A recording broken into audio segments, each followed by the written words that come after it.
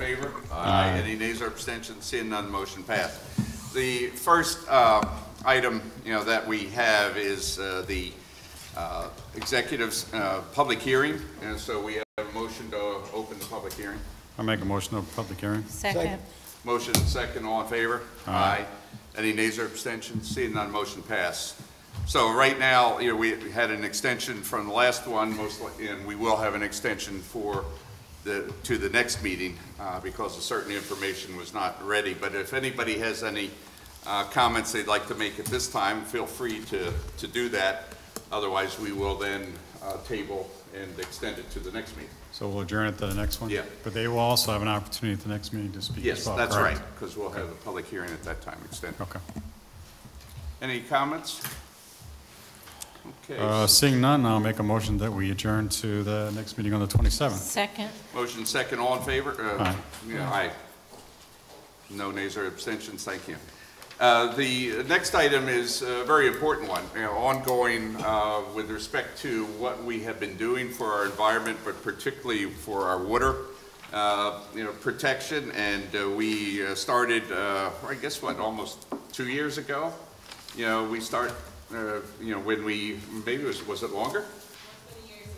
Since you were, but then we started looking at it, and of course the town board even a little bit earlier when we approved monies, to enhance our well fields and to protect the water sources using that. Then I got involved and we got, assistance from the state, which then brought Amy Fitzgerald and Russell Urban Mead and a team of people, which Amy will talk about with respect to the study that we did and then recommendations on how we can better protect our source water, drinking, source water.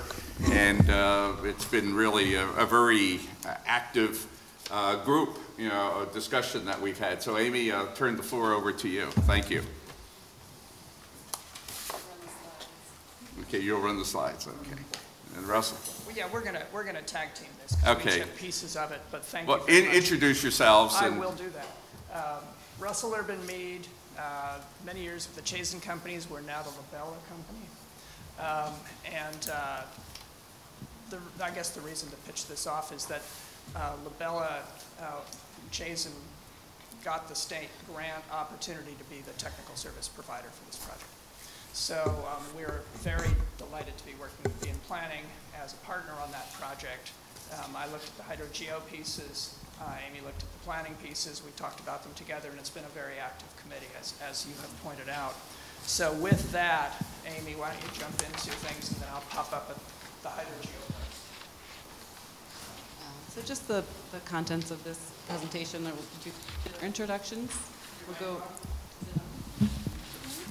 project overview, the protection maps, methods, implementation strategy, the team to implement it, and then the next steps.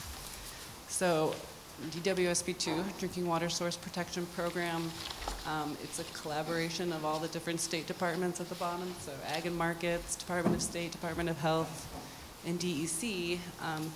Instead of just assessing, they're going to actually protect the sources of drinking water. So it's meant to be more of a proactive system. And, Wappinger is being very proactive. They're one of the first 20, I think, to sign up to the new program with a very robust framework. And so you're going to build on the work you're already doing, the Explore program, and your intermunicipal work with the Wappinger Creek Intermunicipal Council. So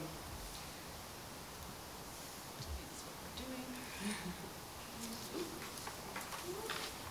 So the state created a very robust framework that gave us a lot of tools to work with. So the first thing was to create a stakeholder group, and we called it a community advisory group, but whatever. It's a group of locals, and then establish goals and formulate a vision.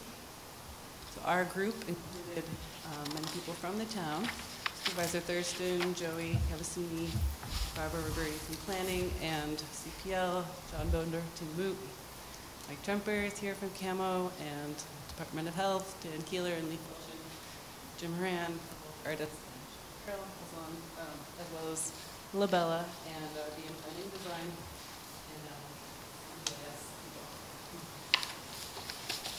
So this group came up with a vision, guide our priorities, and it was clean drinking water now and in the future for the town of Wappinger, sourced from healthy natural aquifers, recharge areas, and watersheds properly protected to support our existing community and goals, to build on work already completed, further protect existing drinking water resources, protecting the wellheads and important aquifer recharge areas, including Wappinger and Sprout Creeks. Educate the community on their water supply and how to protect it, draw on town culture of innovation and service. Sorry about that. To enhance citizen participation and continue to rely on the 3 well fields for clean drinking water while potentially adding future sources as well as a tap to the New York City DEP aqueduct, as well as a connection to the village of Wappinger Falls. I'm so sorry.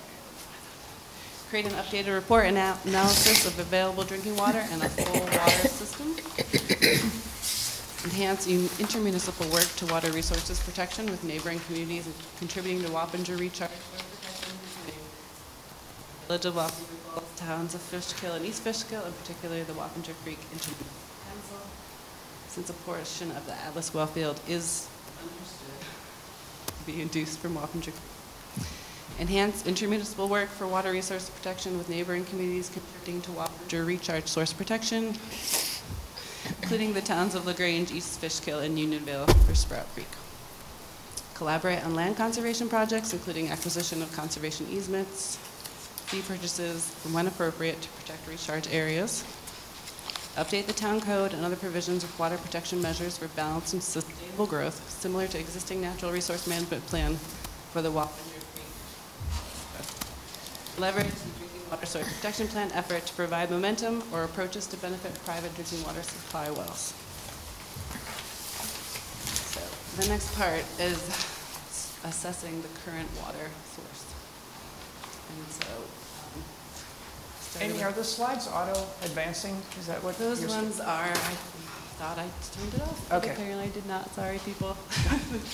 So you're swatting them back beautifully. I, So the creation of the vision and goals was a very good conversation. I have to say that we're involved in a number of these projects, and this is about the only one that I can think of where the town supervisor is a part of every conversation. So thank you for your involvement and leadership. The summary of the operating system does not need to be complex for this project. I don't need to be an engineer. I don't need to explain how the water gets out and about. But the role that I needed to play was to look at where is the water coming from, and from the perspective of source water protection, what parts of the landscape ought to receive particular attention so that the water arriving at the wells is consistently clean in the future. The DWSP2 program recommends vocabulary for that. The areas that are close to the wells, where you wouldn't have much response time if there were an upset, is called the critical area. Areas that are further away, where something bad might happen, but you have more time to respond, you can remediate, you can dig up, you can make alternate plans, whatever it is, that's considered the secondary area. There are other vocabularies that wellhead protection programs use sometimes, like primary and secondary recharge area, but the DWSP2 wants critical and secondary. So, as you know, your wells are along the Sprout Creek and along Wappinger Creek. You have 2 well fields in the Sprout Creek, 1 well field in the Wappinger Creek, a couple wells in each of those locations. Your big producer is the well field on the Wappinger, and they're all sand and gravel wells. It's exactly the way that, as a hydrogeologist, I recommend that you have your wells, because that's how you get your high volume. Our bedrock fractures in Dutchess County are not great producers in terms of volume, so you're perfectly situated with the wells in these gravel valleys that the glaciers graciously left us.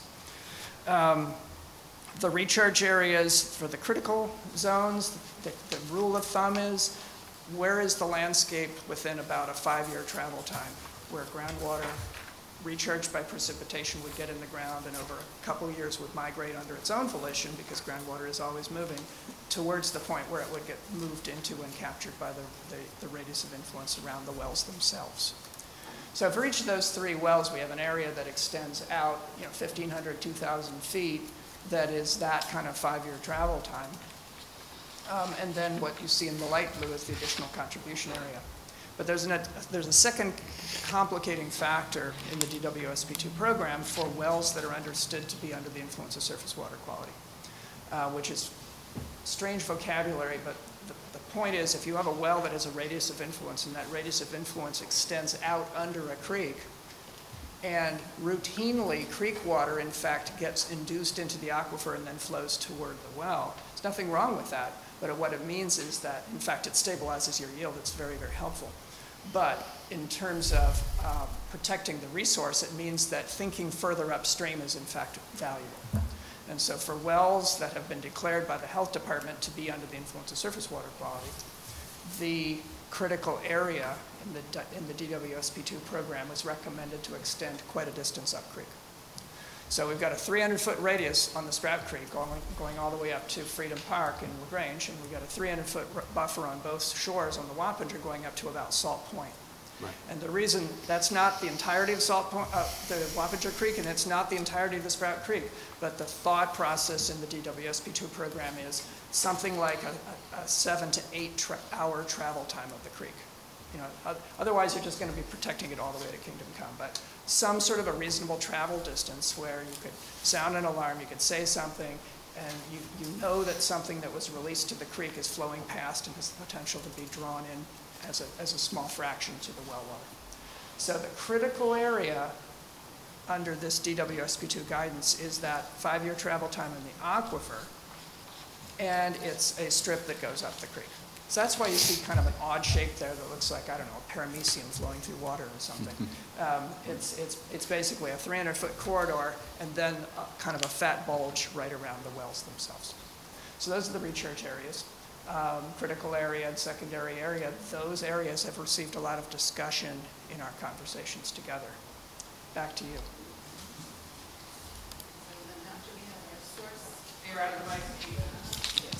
After we have our protection areas, critical and source, we used lots of data sets from the DEC, gives a whole list that our GES people put on the map. So they populated the map with a lot of potential contaminants.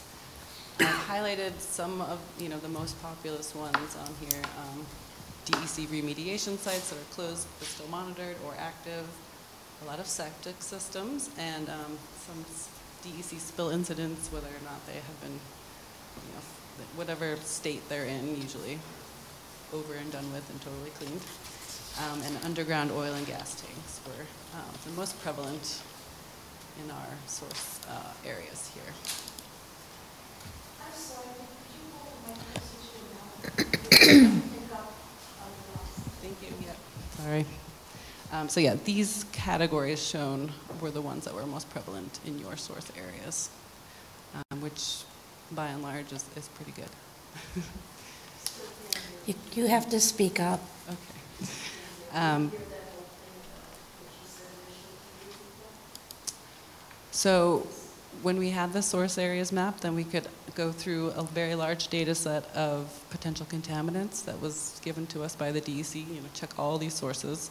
They were then put onto the map by our GIS team, and what we found most prevalent in this source area for Wappinger was these categories: DEC remediation sites, septic systems, spill locations, and underground oil and gas tanks. But then, there are other types of potential contaminants that don't really get mapped, such as salt.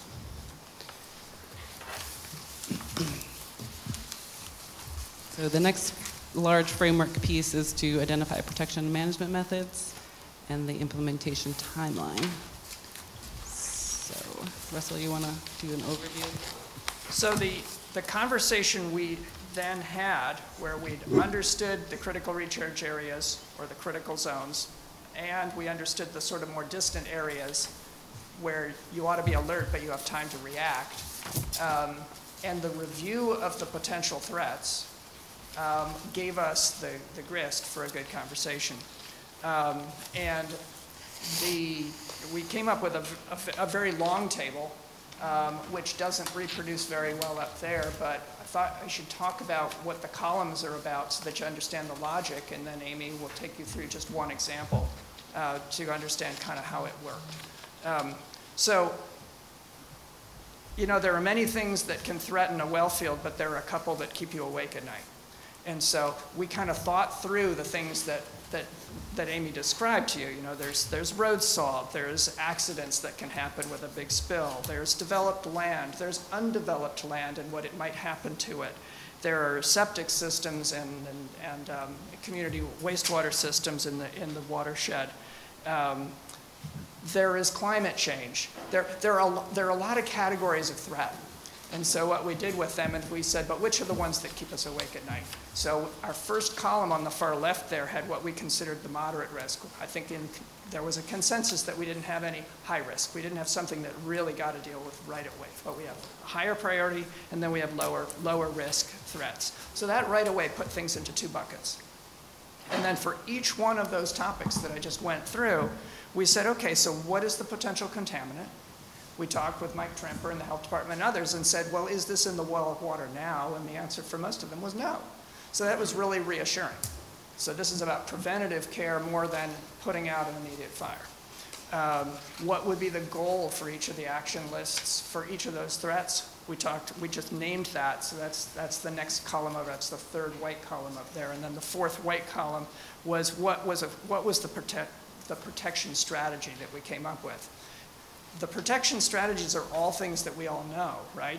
You can use zoning, or you can use special use permits, or you can have announcements, or you can have public education, or you can have signs. There's a wealth of things one can bring to bear to try to address a threat. So we talked about those, and then we said, okay, so some of those got fractionated out on the first white column to the right of the second multicolored column there. That's not very good words, isn't it? But the next colored column over there was the one that says, how easy or hard is it to implement these measures?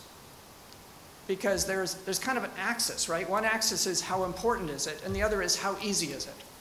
And so the first colored column was, is it moderate risk or low risk? The second colored column was, for all of the good ideas we had, was it easy to implement or hard to implement?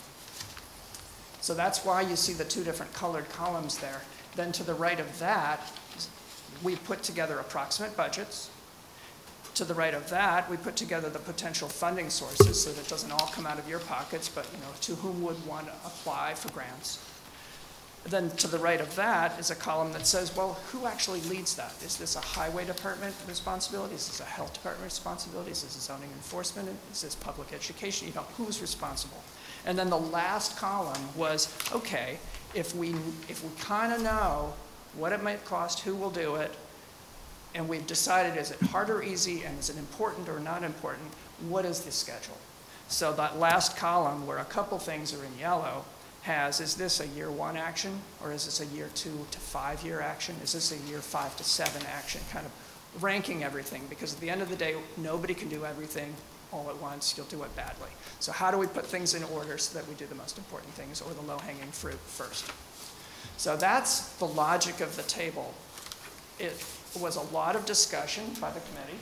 There was a lot of give and take, and what is feasible. There's no point putting something down that's infeasible, because it'll never get done. So we think that most of the things on this are feasible, and we've ended up with a plan that is really all in one chart that says what are the actions and when should they be done, how much, by whom. With that intro, Amy, can you take us through one example? So one of our larger concerns, moderate risk, was road salt. So just limit the amount of road salt that gets put on the Route 55, 44, other highways, and the local roads, so that they are limited in the aquifer and streams. The potential contaminant is salt, because salt, if someone's on a reduced salt diet, getting that in their drinking water can be a health hazard.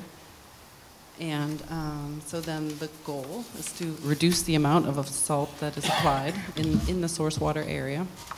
And the protection method and/or management method would be create reduced salt program with best management practices for road salt, post-storm assessments, cost-effective alternatives.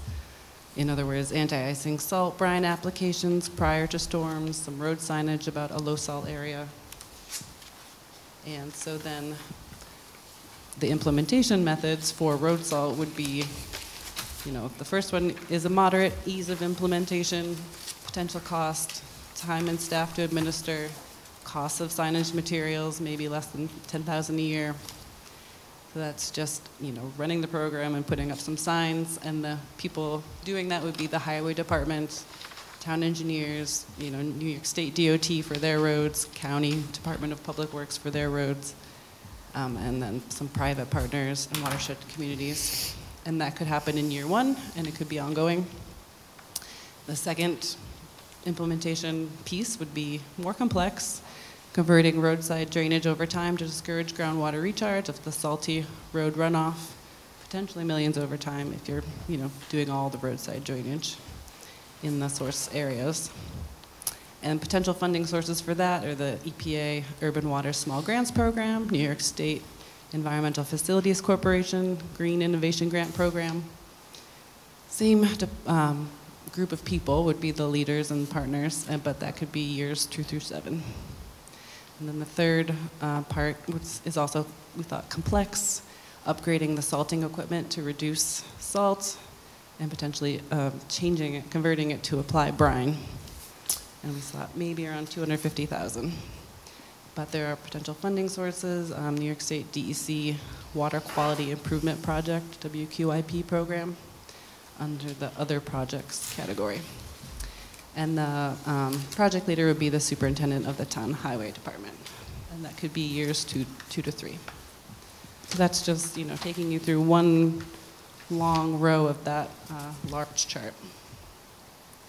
And then the next part of the overall framework for creating the plan was to do progression and maintenance. So making sure there's actually people who are going to manage the plan. And the supervisor has said he will be a part of that. Mike Sheehan, superintendent of the highway department, John Bodendorf at CPL, Mike Tremper at CAMO, Walter Artis, stormwater management consultant, and a town board liaison to be announced if anybody's interested. And then so the overall next steps for our plan, to get any input from you all, we're working on the draft plan, written out plan. And then the next advisory group meeting will be held in July to get feedback on the draft plan that we'll send out, as it is also reviewed by the state group. So DEC, DOH, Ag and Markets, they will also be reviewing the plan to make sure it meets the stipulations of the big framework they gave us. And then when the final plan is approved, we hope the town board will adopt it. And you can reach out to us. My boss as well, John Bean at BM Planning.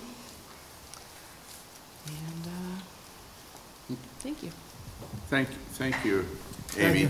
We'll open it up to the floor to questions and answers. Maybe Amy and Russell, you can stand up at the podium and then field the questions as they may be thrown out at you from both the board and our audience. So, going up to the podium. I was waiting for a question, sorry. Oh, no, just going up, and then you can field whatever questions may be thrown at you. Particularly for some of the town board members, this list of action items is lengthy, and if you have any questions about any of them, be happy to share some of the discussion that we had or thoughts. So if we take a look at your road salt example here, certainly we can take a look at potentially controlling some of the salt our highway team, Mike Sheehan team, does. Again, sometimes weather conditions don't allow people to sit there and make sure that they don't go into our aquifers or whatever, because, snow's coming down, you got to clear the roads. But how would you expect us from a county perspective when they salt the roads? We don't control them. We control the town. We have some options there, but how do you control the county? And who's monitoring that? And I guess the other question I'd ask is, I think Mike Tremper does an outstanding job monitoring our water, making sure that our levels are correct, there's not too much salt, there's not too much other chemicals in the water that we drink today. So what would you be doing different that Mike Tremper doesn't do today for KMO? I don't think we have any comment or, Well, I think, Al, I monitor what you have now and what the conditions have been in the past. And this was the way we talked about it when we had these meetings. What this is not so much what your existing conditions are, is to prevent them from getting worse, and also short-circuiting any other future problems you have down the road.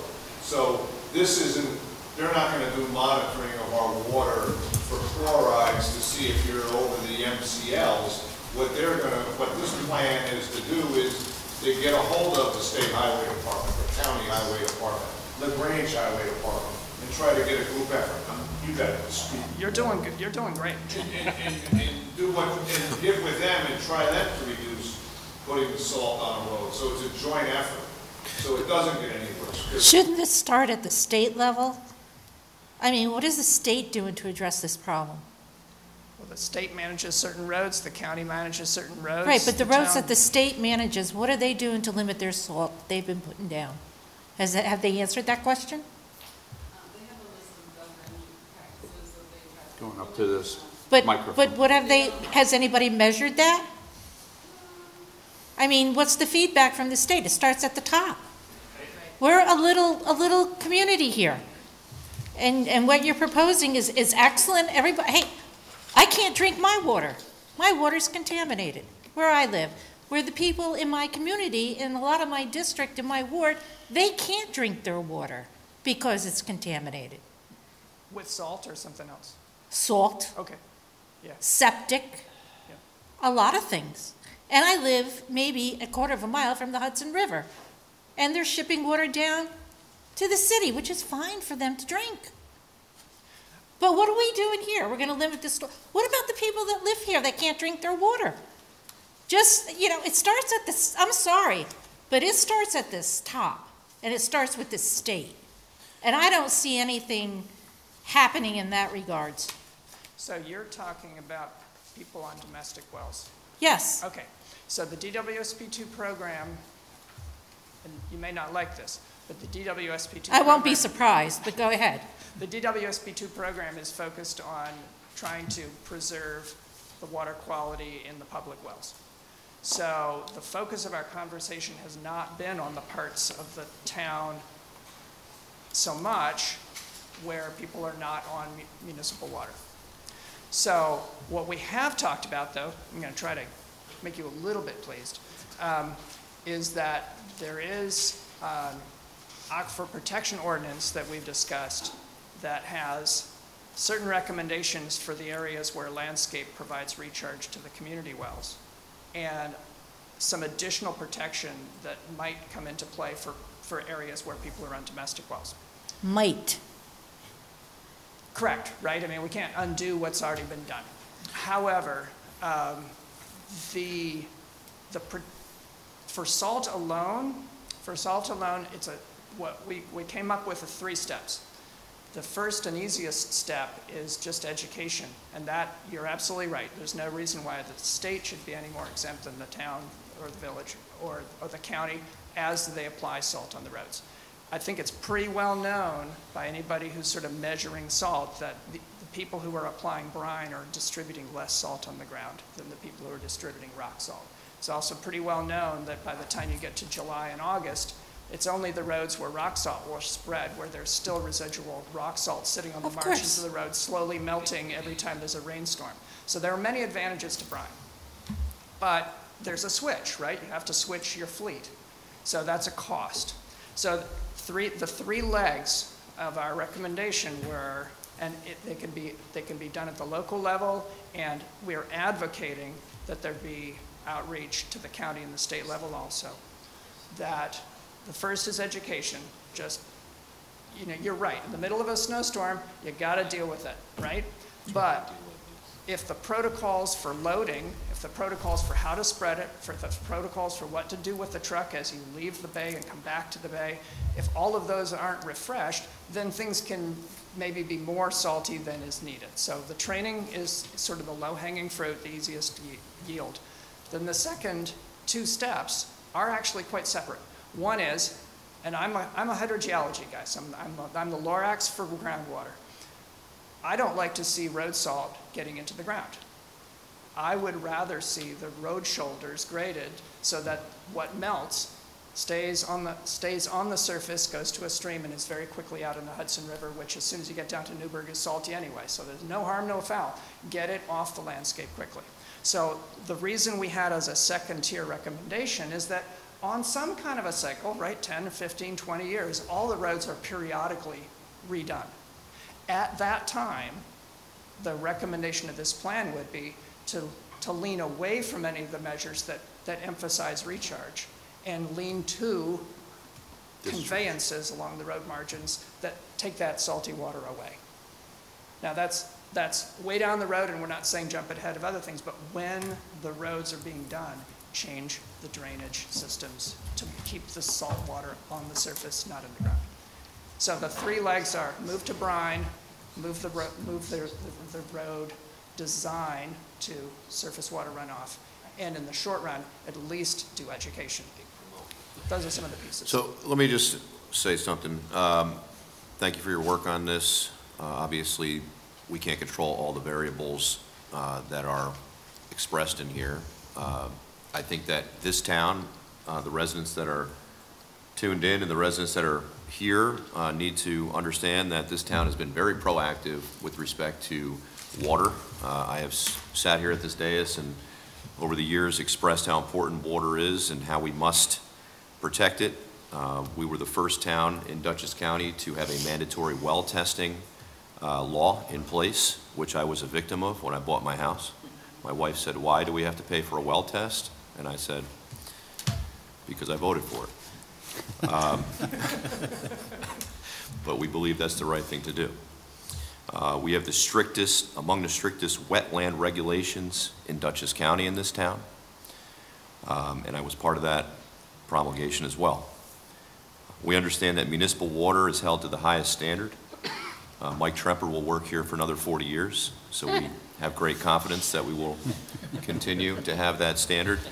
But we have, I think we've proactively expanded our municipal water system. We have brought the districts together to try to have an economy of scale on the cost. But again, I've sat here on this dais and said, back in the 70s, water could have been expanded in this town with a 90% federal subsidy. It was not done. Sewer was not done either. And I've spoken to my predecessors about why it was not done, and their response is, we didn't want development in this town. Here we are in 2022. So now that it's very expensive to expand water, I think we need to work collectively with, and we are working collectively with potential developers to bring water to the site that's going to not only serve them, but serve the residents that are in or near that site. And we are also a regulated MS4 in this town. So I know you folks know this already, but there's people that will stop me at Hannaford's and ask me questions, and I think it's important that we, as we look at your analysis here, we understand that this town has been proactive. My pet peeve also is watching the state, and they have changed their strategy. They do use the brine approach, or which, you know, there's pros and cons to that, depending on what the weather system is, right? Sometimes it doesn't work at all. Sometimes it works great, right? Sometimes it's only the initial impact that it can resolve. There's debates on both sides. We've actually had this conversation with our highway department, you know. Should we invest in that type of approach? It might not be a bad idea to have that conversation again because technology has changed.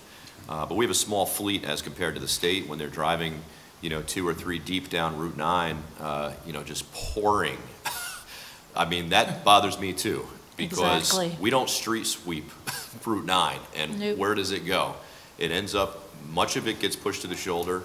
I have residents that live on Fowler House and South Fowler House that have wells that are contaminated course, the state won't take responsibility for it, but Fowler House and South Fowler House opposite Adams, it's all down, it's all going down, right down into those areas. And listen, we can't exclusively blame one party for that, but come on. This is sodium coming from the state, and I would argue they drop a lot more salt than we do on our small roads. So I think that the state also has to look at this from a global perspective on how they can approach this, since they drop a lot more salt than we do. I think the village and the town, we look at the salt not only from how much is being dropped, but how much it costs. And trust me, we try to be conservative, and I am confident that our highway superintendent administration today and previously has kept that at the front of their mind to be as conservative as possible. But again, I live on a town road. I see right now, you can see the remnants of the salt, especially I live on a cul-de-sac, so there it is, right? So I appreciate you pointing that out. And I think that we need to keep this type of analysis at the front of our minds. It's important, especially with some of these undeveloped properties that are sitting there dormant. We've had issues with dormant properties, and we've had water pollution of wells where we've had to remedy with municipal water expansion. We can't forget about those situations, and I think that by having you here and presenting this analysis, it keeps it at the front of our minds, and I appreciate, although I know we can't tackle all of this, that's for sure. I do appreciate everything that you're expressing here. Thank you. Any other questions, comments? Anybody? Thank you.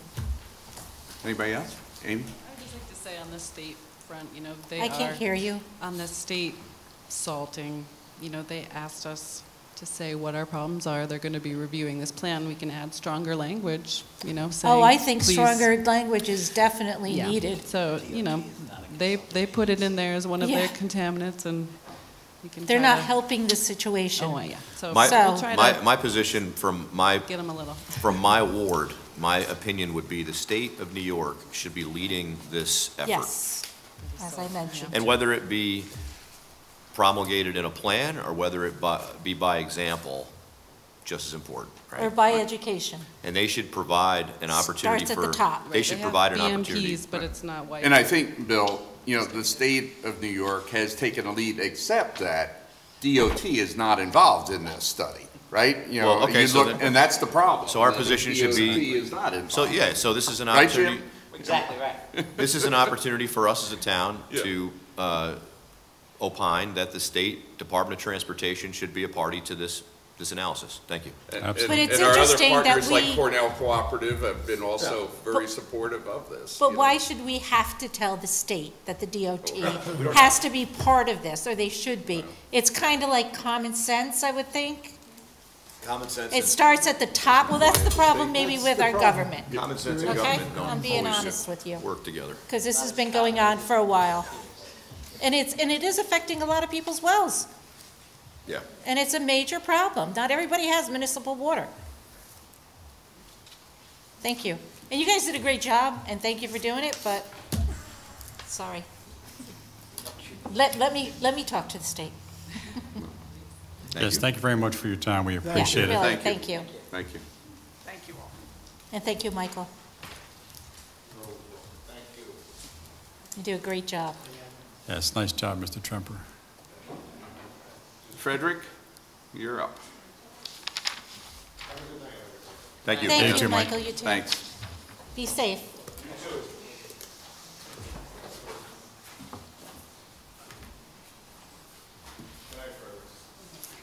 Hi, Frederick.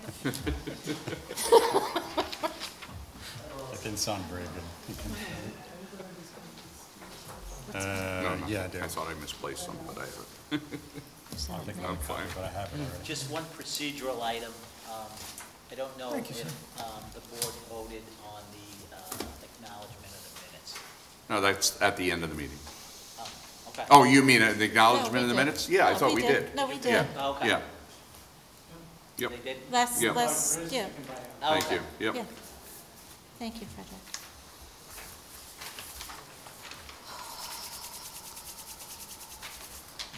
Two. How are you? Thanks.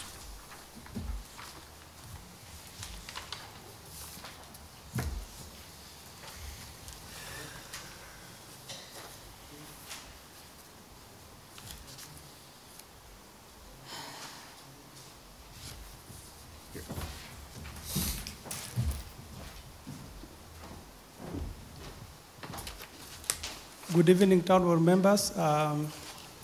I'm here this evening to present an update on the financial affairs of the town for the 5 months ending May 31st, 2022. So this is going to be an update from the last presentation that I made, which was a month ago, in which I presented the financial position for the last 4 months. So I will look at some of our revenue items. I will look at our expenditure. I will look at our fund balance position, and then we'll see from there. So I'd like to start off by saying that one of our main revenue lines is the fines and forfeited bail. This line, we had a bit of some issues last year because the courts were closed and we did not make quite the revenue that we were expecting.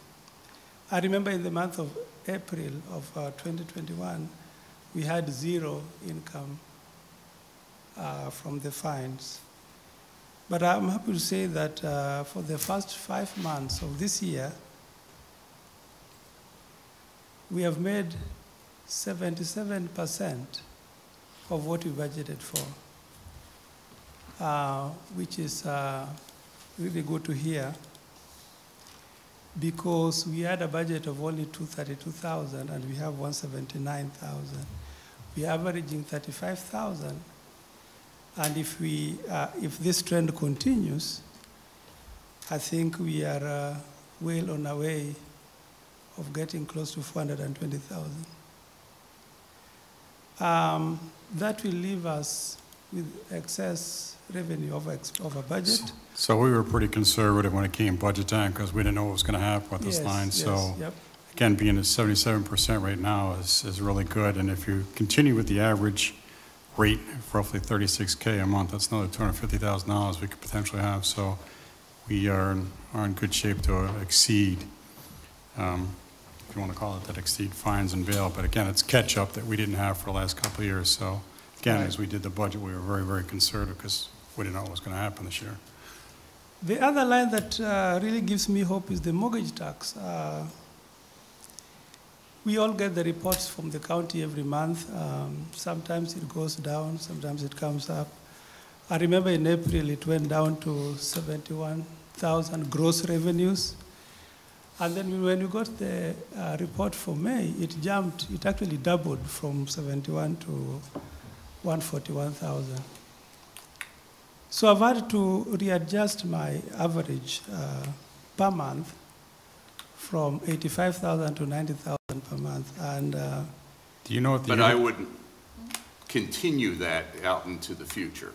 I mean, we're waiting to see what the Fed does. We know it's going to be, June and July, some significant bump up.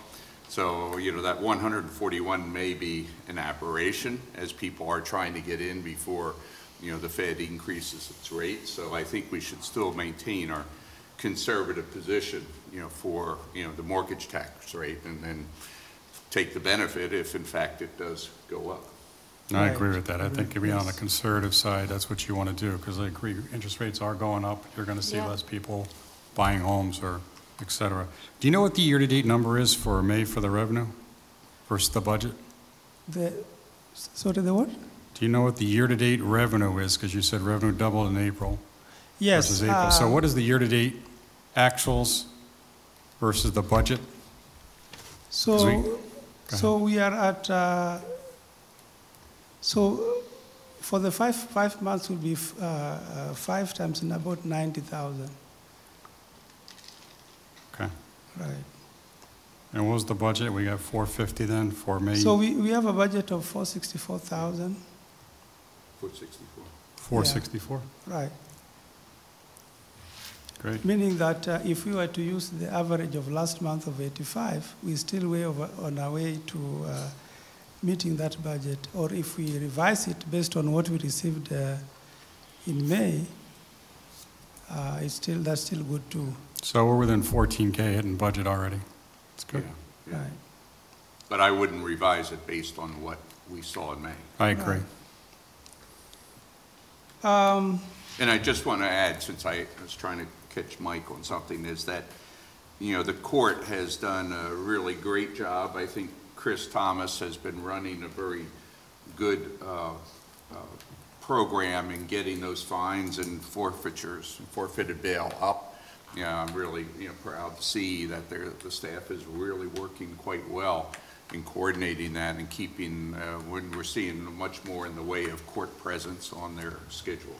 Good. Events. And a lot of it's catch-up, too. They're doing Yeah, those there things. is a lot of catch-up. Yep. But it's been good that they've been moving it through, so I think we'll continue to see that.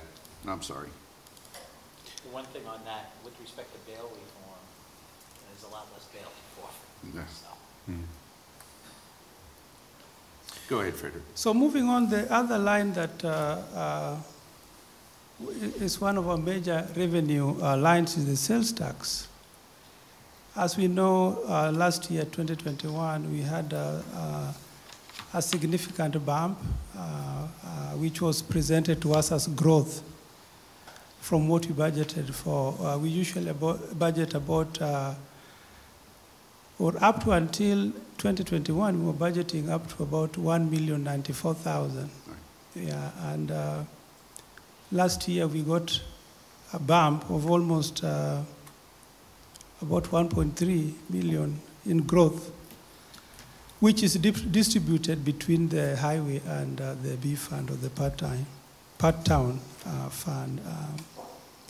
So this year, we normally receive the sales tax every 3 months, and the only report we have received so far is December, January, February report. So we have been able to allocate sales tax for December 2021, January, and February of 2022. And that's why you only see the amount of 148,000. Did they give us an estimate for the March through May period? We are going to receive that toward the end of Okay. June. Yeah. But have not yet seen any estimate Right. for it. Have not yet. Okay. seen Right. any They don't estimate. send estimate. They just send you information about the amount of money you're going to receive, maybe like 3 days or 5 days through ACH. So Okay. we haven't received that yet. Looking at other items in the B fund, building permits, planning board fees, safety inspection fees, all these are above 50%, which is again also encouraging, very encouraging. Looking at the summary of our revenues, in the A fund, 78%, mainly because of the property taxes, which we receive 100% by March of every year.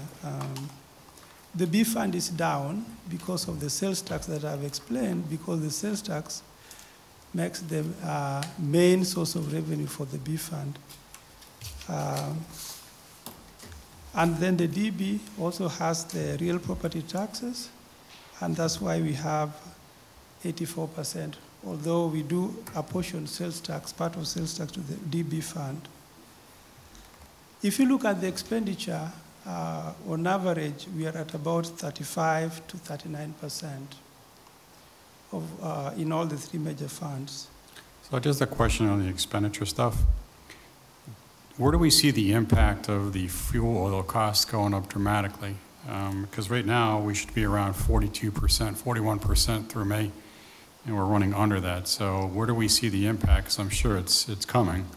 It is, we are going to see the impact because I believe now the price of gasoline or diesel has doubled from what So we just need to make sure that when we start looking at estimates, Yeah. fund balances, Yeah. that we also So take that into account, that- because yeah. paying $5 plus a gallon for Right, gas, yeah. it's going to impact our expenditure line. And we've also seen an increase significant in the price of blacktop. Yes. You know, the asphalt has been going up, so we've had to adjust that. Right. So that's a reflection of the oil prices as well. Right. Yeah. There's been not any major changes in our cash balances. Based on the past month, so they're more or less the same as what we had end of April. A fund 4 million, B fund 6.6, highway 5.5, and so on. Now, I'm not saying these are the balances we are going to have at the end of the year, but it's still early days as we go through the year. Some of these balances will obviously reduce because we are spending the money. But the main And we thing also is that have, what, about 5 million in water and sewer at this point? water is Yeah, 1.9 about 5.3, 5.4 million, that's right. and sewer 3.4 million. The main thing is that my projections haven't changed for the end of the year balances. I haven't seen any reason to change them from what I had in April. So, Does this reflect, we pay you to Robinson Lane, does this reflect the payment for Robinson Lane? Because that would have taken our balance down. 'cause no, we the paid that out of Robinson fund Lane balance. is a capital expenditure and does Capital. not come here. We have a capital account where we capture those spendings and revenues. So the projection for end of the year hasn't changed, about 1.5 million in the A fund, 6.9 in the B, and in the highway 3.6. Now,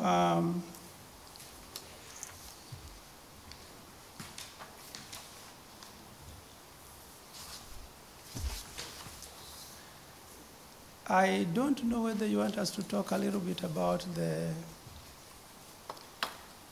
bonding, or we can wait for Well, that. why don't we wait until we Yes. get to the portion of the Tim's report on Right, okay. the highway garage, and then stay around for that? I Right. think, then we'll just see what those projected costs are, because it plays in, I think, Frederick, to that. Okay, then I think with that concludes my presentation. I wanted to make it short and simple. If you have any questions, let me know at this point. Unless how you want to address that Oh, now. one more thing. I just wanted to report that I was able to send the AUD report. That is annual update document that we send on a yearly basis. I sent it also to the financial advisors who used it to do the annual report. There's a report that they have to prepare every year to the government. Yeah. So that's also Yeah. been done. So what we are going to do next week is start the annual audit for 2021, and then see from there. I think the key thing with respect to the highway, not talking about the bonding portion of it, but during our call, with our financial planners, Councilman Casella, myself, and Frederick had them on for, I don't know, an hour and a half, I think that was. And we had a very good overview, for the board with respect to the financial environment, what we're looking at in the future, concerning also our fund balance, which of course they considered very healthy, but they advised against us drawing down much more the A fund, right? Correct. They wanted, the others we can certainly work with, but, a lot of discussion with respect to, the interest rates and, the basis points that we're going to see the increase. And so they encouraged us to continue to be, conservative the way that we have approached it. And they're feeling particularly that compared to others, all the funds are, very healthy, but quote unquote, we need to stay conservative. They did recommend that, as we did last year, quote unquote, now is the time to think about any additional capital projects that the town is looking at to begin or complete, this year, and that's again because of the interest rate issues. They think that, and I agree that it's more likely that come this fall, we'll get a better picture and more likely some stabilization from an economic point of view, regardless of what happens politically. And part of this is because the supply chain channels are slowly, but they are starting to open up in Asia. I know Councilman Phillips can't open up quick enough as with all of us, but that's some good news that reinforces what we've been doing overall from a financial point of view. Al, you were on there. You want to add some other points, with respect to what we discussed? Yeah, so basically what they were talking about is we asked them a lot about rates because we do have to tonight ask for additional funds to bond for the garage that Mr. Mood's going to talk about later on. The cost is going up dramatically as we heard in the last meeting that we had. So what we asked them, what's going to happen with the rates in the future? So basically we're at 2% now. Right now they're looking at bond rates of somewhere on a 25-year basis at 4%. So still fairly low, but it's now going to be 2x, which means everything else is going to cost more money to do that. So I think, Frederick, later on you're going to talk about the amount that we need to bond for to make this project whole for the garage. And we'll figure out whether we're going to ask for money tonight or end up doing a resolution the following meeting. But we just want to bring the numbers out to the folks here so they understand that this is going to be a goal project, but it's going to cost us more based on two things. Number one, the cost is going up dramatically, but number two, interest rates have almost doubled. So just things to take in consideration, but they did express, as the supervisor said, that we got some healthy balances here. Again, kind of monitor the A fund balance. It's pretty much, again, where we want to be right now. B and DB, they said, we can be a little more aggressive because there's a little more fund balance there. But again, it's kind of the picture down the road is a little bit murky, so they're not sure what's going to happen. As as you saw, the stock market the last couple of days has gone down dramatically.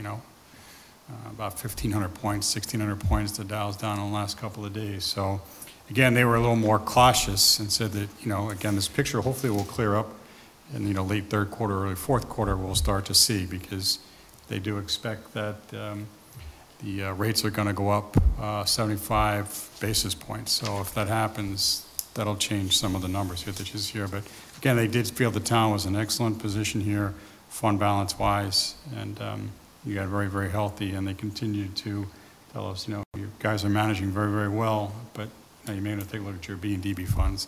But again, a good news story. And again, they want to work with us to be able to do long-term planning. Not just a year out, but looking at the 3 to 5 year planning, which is what we really need to concentrate on, because we have some major projects coming up, like the Wildwood Sewer, Midpoint, a number of significant projects that, we need to be able to plan for in the future. So again, they kind of talked about all that, and I think it was a very, very good meeting overall. And in fact, the ban that we took out for the Wildwood Sewer, that's almost 1.2, it's 1.1 something million. That comes due, we have to decide what to do. Do we extend it? Do we roll it into a bond offering, or what? That will be this fall. So they recommended that we do consider it with respect to the financing for, the garage, as well as perhaps some other, infrastructure, perhaps water and sewer projects relating to the ARPA monies that we will be spending. So we'll need to talk about that further. So based on your conversations, would it be prudent for the town to look at the complete garage project? Because last meeting we were kind of knocked off our chairs when we realized the current costs, but that still wasn't the whole project. Yeah, so I think Tim will, report on that, or we're talking about it now. Why don't you just, cover the highway? So to recap, we bid the 3-bay garage with the lift, which is critical infrastructure. That was 1.4 million, which was about twice what we had estimated about a year and a half ago before COVID. As we bid that project as base bid, we added additional improvements to the existing mechanics building. That would include a new roof, new wall skin, new doors, new garage doors. So you're basically going to have a new shell. Now, we didn't include other things like a new concrete surface or anything, but the existing lift has met its life expectancy, and that's a piece of critical infrastructure relative to the operation. So all in, with the renovation of the existing mechanics and the new mechanics bay, it was $2,039,385. Then what's the break room? We had also $291. So then we discussed or threw it out last time, you know, we were talking about renovating the break room across the way on the existing highway building, which is in far worse shape than the Mechanics Bay, and we could reconfigure and repurpose some of the space in the Mechanics Building and convert one of the bays into that, and that was roughly 291K, yeah. Yeah, about 200. So, I mean, as I talked to the team, and you know, you're looking for a recommendation, and I was like, I didn't want to blow everybody out of the water, but you know, we're throwing around a loose number of $3 million, and that should overstep the mark of what we're talking about relative to even this renovation piece for the break room, which is critical. But if you recall, on our whole highway master plan, we had a list of like 30 items. So, you know, we could continue to chip away at those items if, you know, instead of going back to the well each time, maybe, you know, but again, it's obviously. So would your recommendation be the critical items you talked about, so the $2,039,000 plus the breakout room, so roughly, say 2.3, 2.4 I would million say in total? like right now, conservative 2.4, that would satisfy the new break room and renovate the existing and give you the new 3-bay garage. Anything above and beyond that would go toward the kind of to-do list. No, so we look at a phase 2, you know, based on where we come out, you know, in the economic year and the budget, but I think we definitely need to do the break room along with the other, you know, the shell and the roof, Yeah, you know, because there's huge gaps right now. I Exactly. agree, and one of the reasons we should get it done, we've always talked that Steve and his guys, but it's like, he's got 800 things to take care of tomorrow. So it'll be done, and this needs to be done 20 years ago. This should have been done. So I agree, and, And thank you. Yeah. well, I don't know what we have to do to move. Well, Jim, why don't you summarize, you know, what Doug Goodfriend has provided in his recommendation, and then, since we're on the topic, we might as well So this talk is a it through. supplemental bonding resolution. That you, I think, have a increase- copy of. To increase the amount. Right. But, you know, I would note from what Kim was saying, this was to, I believe, increase the total amount to 2.4 million. There was a discussion, and I think, you know, if you increase the total amount to 3 million rather than 2.4 million, Thank you. you don't, this resolution is an authorization to borrow that amount. You don't have to borrow it. So, you know, the only thing is, you know, as Tim said, you know, you don't have to come back to the well each time. Right. So if you're considering doing work beyond the 2.4 million estimate in the short term, it makes sense to increase this number to $3 million. So what can I we do for the agree. additional $600,000? What can we do for the additional $600,000? Well, I think at that point, we would want to probably go back to our master plan and prioritize. One of the things, you know, talking with Mike, we had to tear down that back lean-to. We removed the gas main because it was a safety hazard, but we could reestablish a higher sort of shed roof back there. It would open up more vehicle storage, which could even maybe free up another bay inside one of your. So I don't disagree with going to 3. I just want to know what we're going to be able to cover for the additional 600, because I want to make sure, I know, but I just want to have an idea so that I know that if I approve 600,000 in addition, I'm going to get projects X, Y, and Z done. So I don't want to have to come back to the well again and go, by the way, I should have got 3.5 million instead of 3 million. You're probably right, though. And we know costs are going up, so I'm just not sure going to 3 million is the right answer, is my point. 2.4, we know what that is. 600K, you have no idea what it is and what it's going to cover. Because you don't know what the costs are going to be, right? Well, Everything's I going don't have up. a crystal ball. It's very difficult. Like, you see what happened with what we thought was a finite thing. What I'm saying Betsy is, told me you had a crystal we ball. can get through this critical infrastructure part. To Jim's point, you don't have to borrow that money, but at least you have the resolution done. And whether we design and rebid some of these, like the renovation work, or we do it through change orders, by having the financial flexibility, we can strike more time in a shorter window. If you look back at the master plan, there was the shed roof in the back, probably Mike's whole building needs a new roof. Steve identified a flat roof further down, so you're gonna need like all new roofs on the DPW side. And then there's the wild card of the far end pole barn. I mean, that thing, once we take the skin off, it may be like it's not working. If I look back in time, I was going to be able to build that whole garage for $1,250,000. So you know, was never built a 400,000, whole new 400,000 or whatever it was supposed to be the first phase here, and it went up $1 million and change, so. Well, I understand your frustration, I'm just as frustrated, I It- can't control what are the you gonna market, do? supply Right. chain, labor. So, I mean, maybe, So, even- Tim- maybe go ahead. it's, you just increase it to 3.4 million to a, you know, I see Al's point. I mean, there's a lot of projects that are there.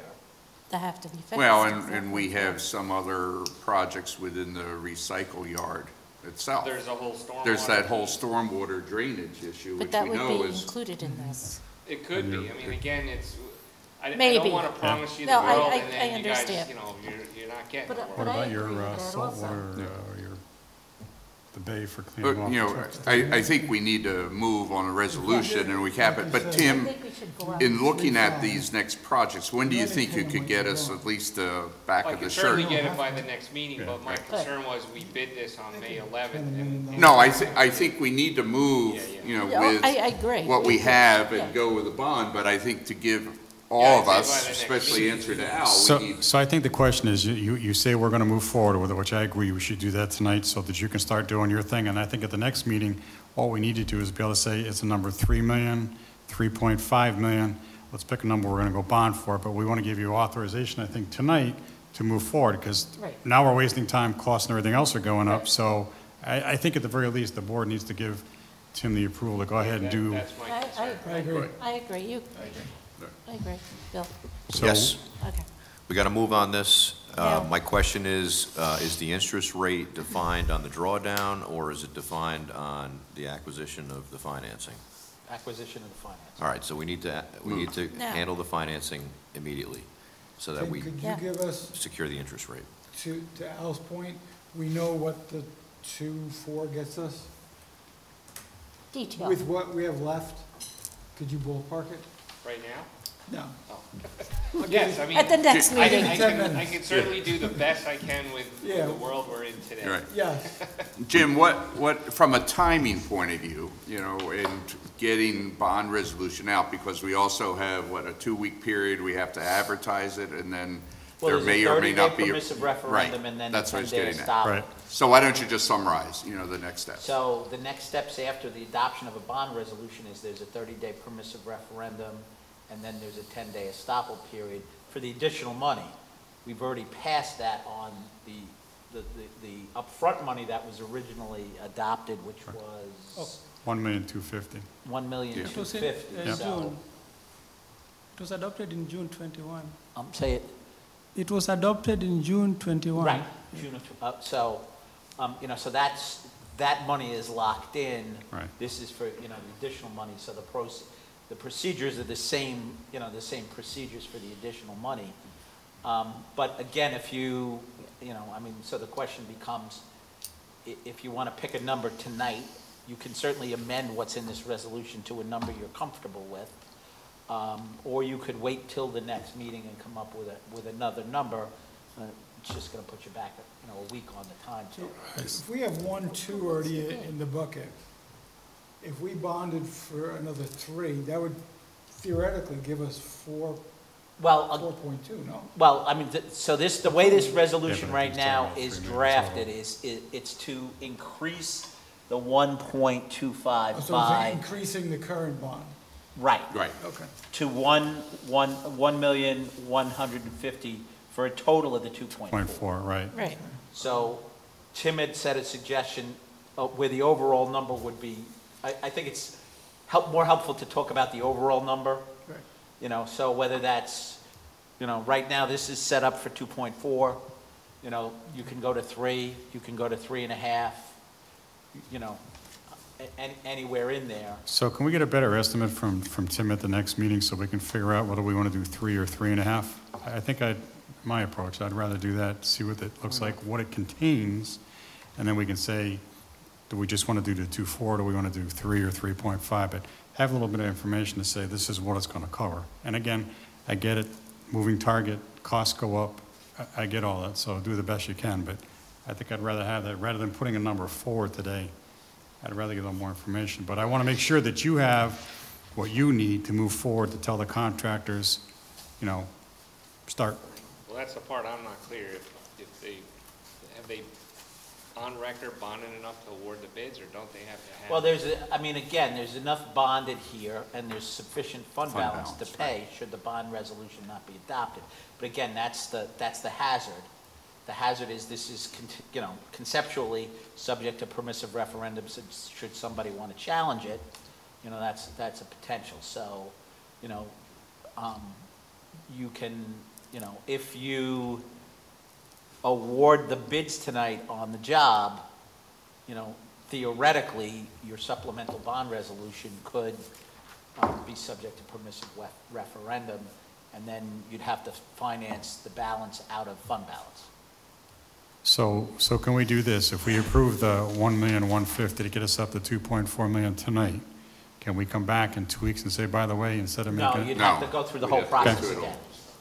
Yeah, start over. So, Tim, you have, from what I'm hearing, high confidence it's going to be at least 3 million, right? Based on what you're seeing. The best I could do right now is 2.4. I mean, we have a laundry list. That's of what I things mean, with to a do, laundry so list. It could be 3 and beyond. Yeah. we've got options to Oh, add yeah, on to the that's base what I'm sticker saying. price to bring it up to That's the problem. It's probably 3.5. more than 3, that's Yeah, my probably guess. is more than 3, but then Right. we decide what Gets done we and do what in phase doesn't. 2 and what is phase Right. 1. Because I think, the outer, the shell and the buildings, the break rooms, because that's a deplorable condition right now. Yeah, That I mean, needs to be addressed. comparison-wise, the renovations remaining on the list are mainly all wood frame stuff, so that's a lot more positive than this steel stuff that we're dealing with. And have And to do the site drainage plan is earthwork. I mean, maybe that's even something to work with the highway on, so there could be a savings there. I mean, if you think about our original estimate, we had savings built in there with using town forces where we Right. could. I mean, we were even talking about Stephen Buildings doing the internal renovation work, but, I get it, he's got other things to do. But there's a list of things to consider, so, But I think my point is that 3 million 3 million can can be get you a long used. way through that list. Yeah, and therefore, because we are facing interest rates, we have a time process that has to be, met, then I'd at least like to try to get something positioned before perhaps the end of July interest rate increase. June, we're not going to do anything about, but maybe time would work in our favor for that. I don't know, Al, but it seems that I feel pretty certain that the 3 million is going to be used. Oh, there's no Is doubt it- that 3 million will be used. Go I ahead, just Fred. wanted to find out from Jim if it's possible to do the 2.4 million today, and then if we need another 600 or whatever, we go to Doug Goodfriend to give us another bond resolution for additional monies. Well, I think, just like- where you can go, and it means going back, for another resolution, is that, as I mentioned, we do have the ban coming up. We may have some sewer and water, Issues. both, Noah and Doug have said we can combine all those into one, so that. Well, that's a different issue. That's a issuing of financing. Right. But for purposes of resolution, my thought is, if you have at least $3 million worth of Yeah, work. no, that's what I'm saying, yeah. Adopt the resolution at this time, given that you see an increase of interest rates on the horizon. If again, you could theoretically go above $3 million and not borrow it, and just use that as a backstop. Because That would be wise. the biggest issue here is time. Yeah. The problem is Right. that each time you adopt a bond resolution, it's gonna take you, in essence, 2 months, a Right. minimum of 2 months to access that financing. So, right now, to adopt it now, you're looking at, a bond issuance sometime late July, early August. Yeah, like we did. And, But if we do if 3.5, we don't have to use if you it. come back to the well again we don't. a So month why from don't- now, then, so you're why gonna do we add have another to do 2 it? months, I don't. month and a see any half reason why afterwards, we so. can't. That's really the issue that, you want to look at. My advice would be, if you're, to put the thumb on the scale and estimate on the high side rather than the low side. Oh, I agree.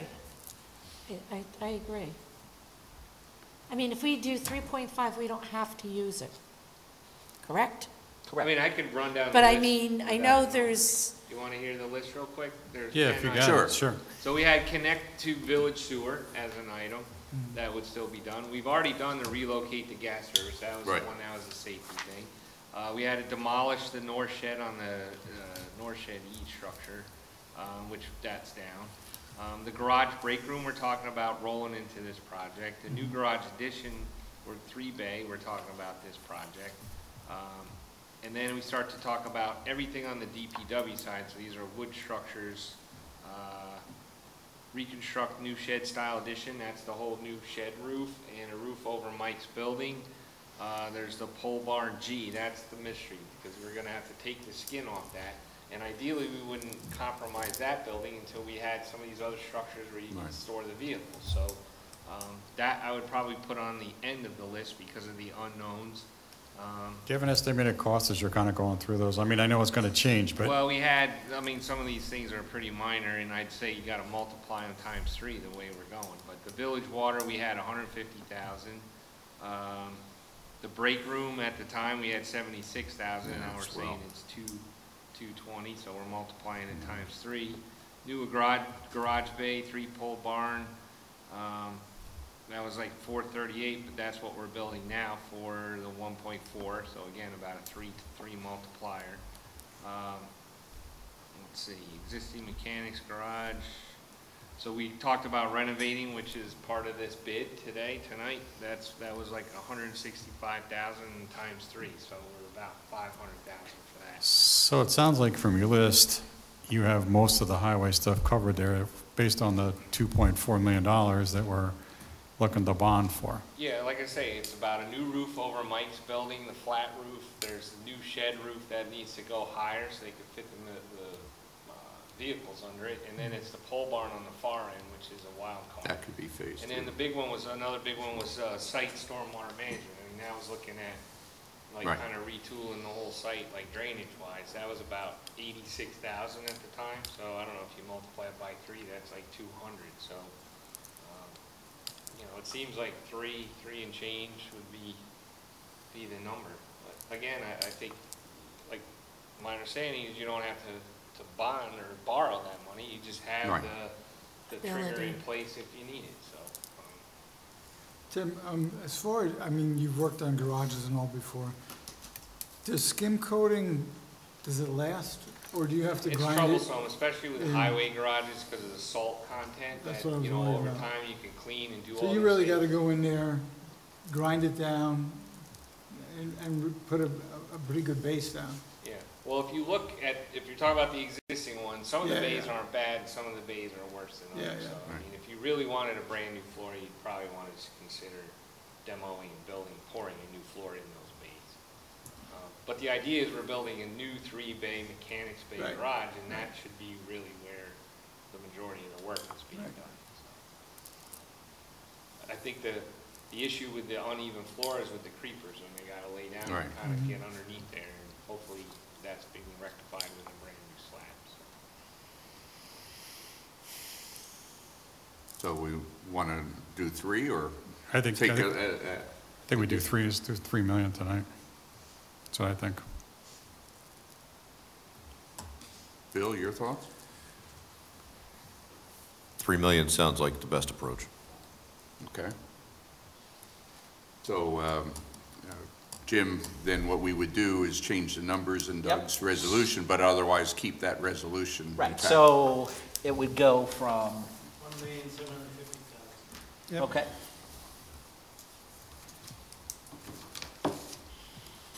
So when we come to the resolution awarding the contracts for the additional highway garage, we can do this resolution then? well, or- the bond resolution's on the agenda, so. Oh, yeah, that's if you right, I wanna see it. just do- Down there, yeah. Why don't you just vote on it now as Yeah, amended? that's Yeah, fine. let's just I'm do okay it. with that. Yeah. Sorry. Al, Yeah, Chris? that's fine. So resolution 2022-112, right, Joe? 2022-112? 117. 117. 117. Oh, how come that's different? 112 is for the garage. Right.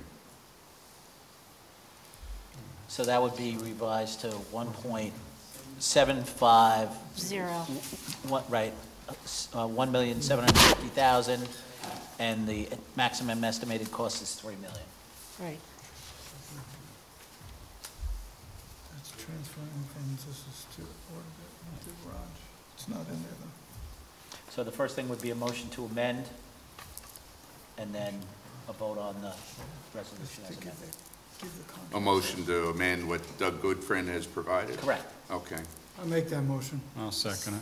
Okay, motion and second to amend the proposed resolution. All in favor? Aye. Aye. Any nays or abstentions? Seeing none, motion passed. Now, we're going to have a motion on the amended resolution. And so call a roll call vote since it's a bond resolution. Councilman Beal, Aye. Councilwoman Dettino, Yes. Yes. Yes. Yes. who is the motion and the second on that? I make the motion. Chris was first, I was second. That was the amendment. Yes. So, same. So I'll Same. make, yeah, there you go. okay. While we're talking about resolutions, then why don't we just go ahead and award the contracts for the addition, Okay. the highway garage work? So, Any other comments, Tim, you want to make on that bid? It's pretty straightforward, it Yeah. was summarized in the letter. Okay. Just, you're gonna do the amounts and make sure the bid alternates as well, I guess, I don't know how that's written. Yeah, so, I mean, it's Jim. actually written, Yeah. the recommendation is to include all of the alternatives. So there's three alternatives in the bid package. Tim had mentioned previously, I don't know if you want to just... Yeah, let me just, so, I don't have it in front of me which corresponds, but one is for the wall skin, one is for the roof skin, and the third one is electric, walls and doors, including manway doors and garage doors, and the third is electric, yeah, I have this, but I'm looking to see which. He was just trying to figure out what was what to it. Right. Corresponds, but, let's see here, we have, Are we gonna include the break room in this, or is that separate? so the break room, we, Councilman Bill brought up, maybe we could, do a change order. We could do what's called an information bulletin, once we have executed contracts with our contractors on board. We have the documents, I think Wilson shared with you, Right. like the layout and stuff.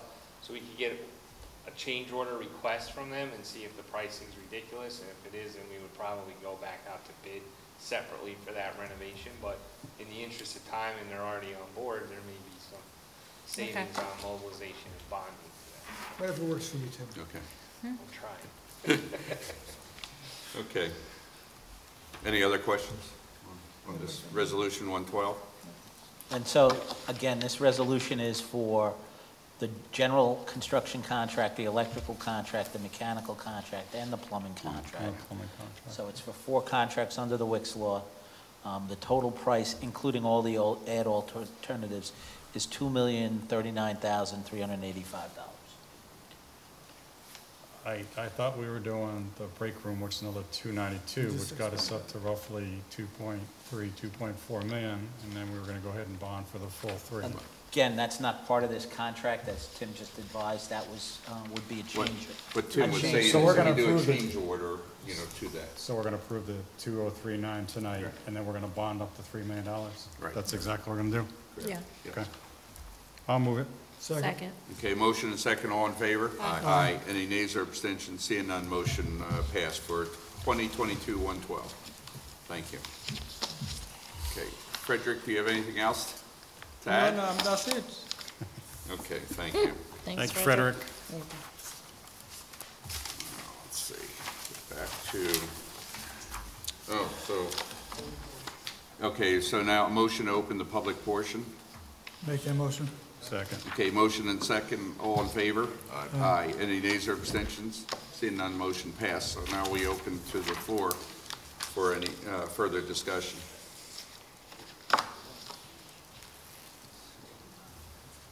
Okay, seeing none. Make a motion Okay. to close Seeing none, I'll public second hearing. it. Okay, motion second to close the public portion, all in favor? Aye. Aye. Any nays or abstentions? Seeing none, the motion passed. Okay, on discussions, and Tim, why don't you talk about Wildwood? So for Wildwood Sewer, as we've been talking, we have a full design into DEC for approval. Frederick's been working with the funding people. We've appropriated money for the project internally, and there's also additional grant monies. The project is basically two phases. Phase one is part of an I&I investigation where we need to go in and clean and video the sewers and see if they're basically broken or allowing inflow or infiltration into the system. And as part of our kind of recommendations, we would add those costs to our overall repair costs because we can't necessarily send a leaky system anywhere because it's just the DEC is kind of not accepting that, and it takes away capacity from a wastewater treatment plant. So as part of phase one, we solicited bids. Arold Construction has done a lot of work for the town and KMO, and they are an MWBE. We solicited costs from them because there is an MWBE credit, and their proposal value is estimated at $71,250, and that's basically to open all the manholes, inspect manholes, clean all the sewer lines, and video the sewer lines, so we have a record of the condition of that, and from that we use for final design documents. Once we get the approval from EFC, we'll be able to put that project out to bid, and that hopefully will coincide with DEC's basic timeline on orders on consent and what have you. So this is all part of the process, if you will, but being that ideally you do it during a dry weather time frame and time in the season, it's good to get going. As part of that, we also had some CPL fees to basically manage and monitor the investigation. So all in, it was $71,250 for Arold and $14,920 for CPL. Okay. And that funding will come out of the bond? Yes. Funding, right? That we already have. Approved. Yeah. Yeah. Okay, any further discussion? If not, is there a motion to approve? Might as well just jump ahead. So this would be for 114. Resolution 2022-114, resolution awarding contract for I&I investigation. I'll make that motion. I'll Second. second it. Okay, motion and second, all in favor? Aye. Any nays or abstentions? Seeing none, the motion is passed. Okay, thank you. Thank you. Tim, I appreciate it. The next item, Jim, we had been talking about. We can talk about this in executive session. Executive, okay, let's do that.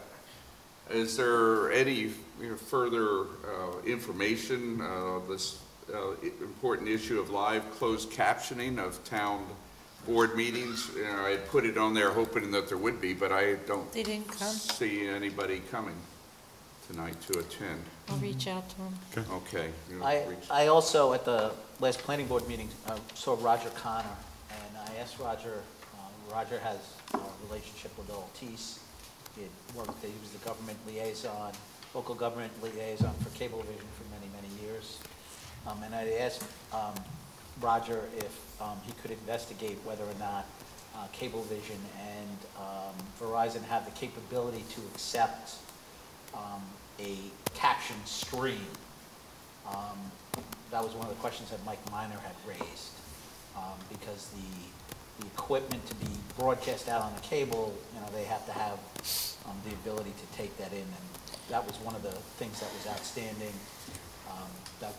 A question we did not have an answer to, and we're endeavoring to find an answer to that question.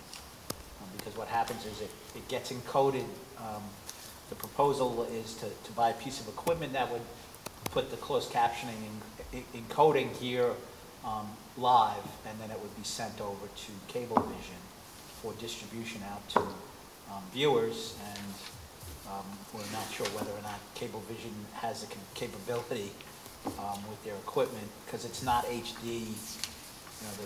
The channel, the governmental channel is not an HD channel. So that's something we also need to investigate. Well, we have to ask Verizon the same thing. Yes. Great. Thank you. Thanks, Jim. Okay, the next item on the agenda is item 5, the cold license for the Carnwath Farms. And Brian is here, waiting patiently. Jim, why don't you describe, what you've done? You sent out earlier a Right. proposed license form, so why don't you So, describe that? And so this is kind of a standard license, revocable license agreement that we've used in the past in other applications. And, here, this is just for this growing season. We had the supervisor and I had a conversation with the Colbs, and, right now, the area that's, was set up for a community garden has not been really worked in a while. And what this license agreement basically does is gives the Coles the ability to cultivate the land, make it workable, and see if they can grow a crop. Before we get too far down the road, establishing a community garden and, going through all of those procedures, what we decided was basically a prudent thing to do is just see how productive the land can be, for this growing season. So, it basically ends, I drafted it with a term ending in March 1st of 2023. By that time, I think, the growing season's over and we would be in a position to figure out what we were gonna do for next year. That's subject to change, it's arbitrary, I could have make it December 31st, I don't know. But, it's basically limited in scope, and again, this is just a pilot agreement that basically, not payment in lieu of taxes, but just a pilot agreement, in essence, just to kind of prototype it to see if it's gonna work. If it's, successful next year, we have an opportunity to make the space bigger, and, get other people involved. But right now, this is just to basically get them in on the ground floor and get in there and let them have at it. There's an insurance requirement in here with a $1 million liability policy. They agree to indemnify the town. Bless you. And, it's a license agreement that, in essence, just conveys to them the right to use the land in accordance with the agreement. We're not leasing them the land or selling them the land. And, if they want to put any buildings on the structure, buildings on the property, they'd have to come back to the town board. And one of the things that I put in here, is no growing of cannabis. And in addition, they'd have to apply for a cannabis license from the Cannabis Control Board to do it anyway, but I don't think their proposal, they intended, one of the crops, I think, was garlic, I think was noted, which, there was nothing about cannabis in their proposal. And that's about it, for the most part, so. And if anybody has any questions. Go at it. Any questions? luck. I like the contract. I like the term feasibility. It's always in the construction field of, will it work? Right. Get us through this year, get us on the ground, pull some soil tests. It's been tilled once and has recently grown back in, so all that work needs to be redone. We've obviously missed this growing season. Weeds do very well here. Weeds and poison ivy. Dutchess get County some does goats. really well with poison ivy. Get some goats for those. that. So, yeah, we're still pushing forward, still looking forward to do it. I think if we can get a crop, I was thinking corn or garlic in the fall. I know we were talking about Garlic that last fall. year. It'll get us into a spring crop for next year. Pumpkins are good. What? If you got time for pumpkins, we do. And we ours. do have, yes, we I have know ours this week. our senior center director would like to see pumpkins. Hey, it's Yeah. fenced in and. Garlic, it's too late until the fall to We plant. have the ability, so we're still hopeful and we're looking for the approval. Cornell could probably help you, what would be They good too. are wonderful. Yes, they We're are. on the phone every other day. Yes, they're best friends. to what probably is left to the growing season. So, yeah. Because luckily, I mean, you can go through almost the end of November, almost, Yep. around here. Well, I So- think we have the foundational document here, Right. which obviously we're going to have to revisit because this is just the beginning. We don't know Yeah. we don't know what we don't know yet here. So Right. my position is let's move forward with this document, understanding that we're going to have to revisit it anyway. Agreed.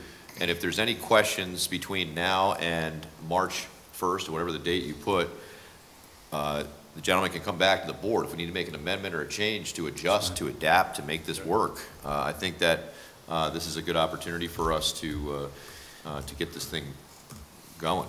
I agree. I just have one question for you. And we talked on the phone today, full disclosure. So Brian and I talked. So the only thing left you have is the water line, right?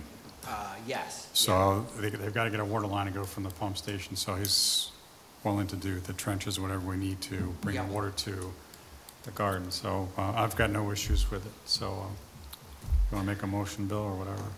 And even with the pilot program, you know, working the soil, getting a summer crop in Right. there, it's not a need off the bat, and we can come and revisit, you know, Sure. again, talk to Mike Tremper about the well house that's down there, and explore. Well, Steve, you can talk with Or about Steve this. as well. Yeah. And explore that route as we're working there. That's not a holdup. Because I know Steve put outside faucet and everything to that, pump, Yep. house, for the well. So you can coordinate with Steve. Yep. Okay.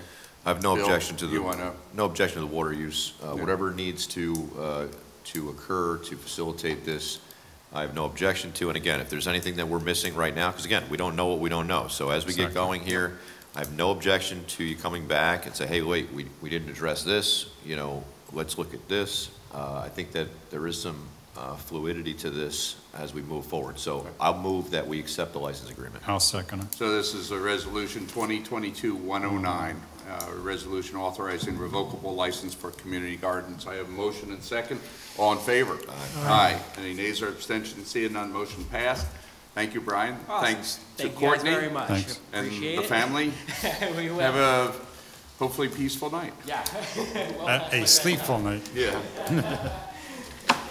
See you. No, thank you very much. Steve, the next two items would be yours. One concerning the generator. Do you have any quotes? No, we're still working on the quote. The job is fairly complex and involves a few agencies to coordinate everything. It's the major power feed to the building, and we're trying to come up with a method to do it without having to shut the building down. So that it probably should be ready for the next meeting. Okay. So, okay, well, please, we've been Yeah, talking about I've this made for a several while, and phone I'm calls. leery that if something were to Right. happen. No, knock it's wood, not something that I can handle Right. myself, so, Right. we're kind No. of at the mercy Okay. of the contractors. Good. Okay, the next item then, since you're up here, is related to Resolution 2022-115. That's authorizing a budget transfer for Right. the parks. Would you please describe what you're Right, seeking here and why? In years past, I had that equipment line, which was DOT 200. It had been at 25,000, and I had reduced that to 20,000. I wasn't aware that it had been cut from the budget. And I was typically using that to purchase higher priced tools and attachments and small equipment. And we did need to buy a tool for the Spook Hill renovation. Will be used again in any time of roofing and siding, so I wanted to transfer the 5,000 from the buildings line into that equipment line. What is the specific tool you want to buy? It's a brake. It's an aluminum brake for doing roofing and siding work. It makes all the trim pieces.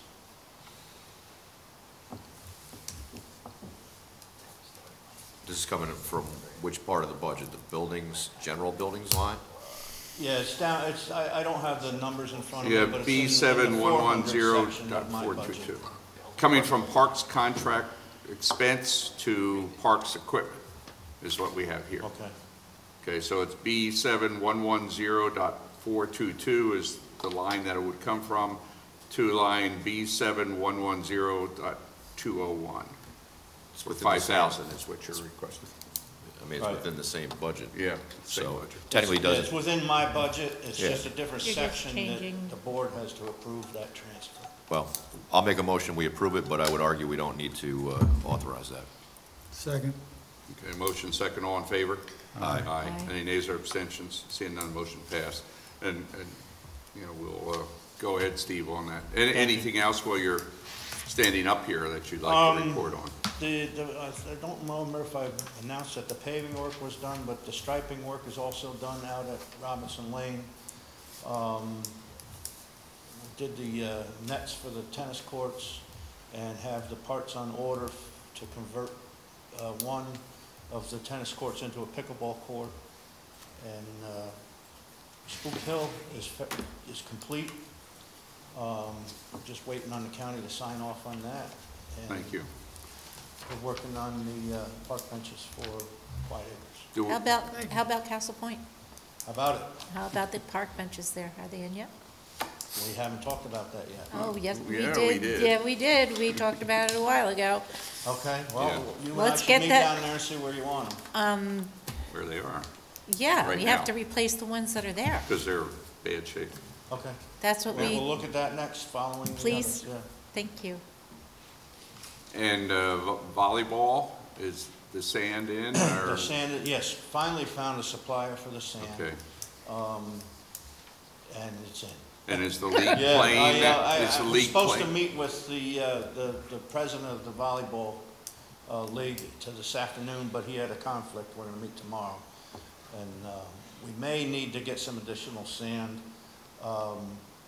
There is enough in there right now to make it safe, but it would be better to have a little bit more. More.